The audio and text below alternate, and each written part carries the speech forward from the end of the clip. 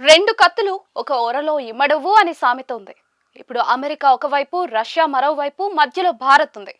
Balance చేసేందుకు భారత్ ప్రయత్నాలు కొనసాగుతూ ఉన్నాయి. కానీ అమెరికా పట్టుదల ముందు భారత్ మధ్యంతర వాణిజ్య ఒప్పందానికి సిద్ధపడాల్సి వచ్చింది. ఆ విధంగా అమెరికా అధ్యక్షుడు డొనాల్డ్ ట్రంప్ భారత్ విషయంలో విజయం సాధించారని అంటూ ఉన్నారు. అలాగే రష్యాతో భారత్ ఇంధనం కొనుగోళ్లు లేకుండా కూడా చేస్తూ ఉన్నారు అని అంటూ ఉన్నారు. ఈ విషయంలో భారత్ అయితే అధికారికంగా తన స్పందనను ఎక్కడా కూడా తెలియచేయలేదు. కానీ రష్యా నుంచి ఇంధన కొనుగోళ్లు భారత్ ఆపేస్తే మాత్రం రెండు దేశాల మధ్య గ్యాప్ అయితే ఖచ్చితంగా పెరిగిపోతోంది అని అంటూ ఉన్నారు. భారత్ అమెరికాల మధ్య వాణిజ్య ఒప్పందం కాదు కానీ రష్యాకి భారత్ దూరం అవుతోందా అన్న చర్చ మొదలైంది. నిజానికి చూస్తే భారత్ రష్యాల మధ్య సంబంధాలకు 6.5 దశాబ్దాల చరిత్ర ఉంది.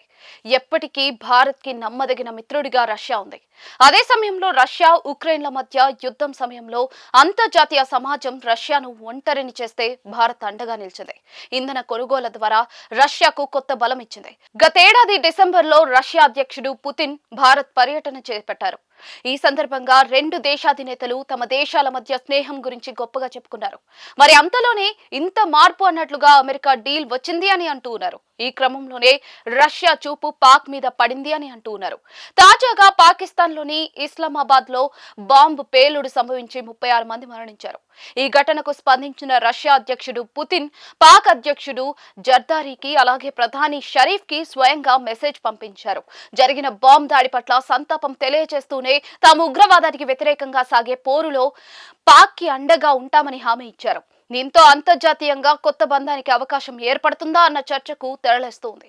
ఇక చైనా రష్యాల మైత్రి చెప్పాల్సింది లేదు. చైనా భారత్ కి పక్కలో బల్లెంగా ఉంటూ వస్తుంది.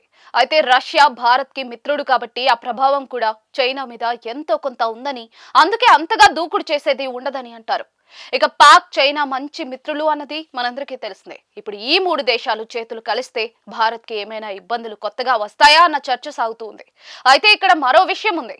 భారత్ ఏ నాటికి కూడా రష్యా బంధాన్ని వదులుకోదు. అదే సమయంలో రష్యా కూడా భారత్ చెలిమి విషయంలో దూరం పెంచుకోదని అంటూ ఉన్నారు. ఇదంతా కూడా తొందరలోనే సమసిపోతోందని, భారత్ దౌత్య నీతి ఎప్పుడు కూడా అందరికీ మిత్రుడు అన్న విధానంలోనే ఉంటుందని దౌత్య నిపుణులు అంటూ ఉన్నారు. చూడాలి మరి ఏం జరగబోతోందో.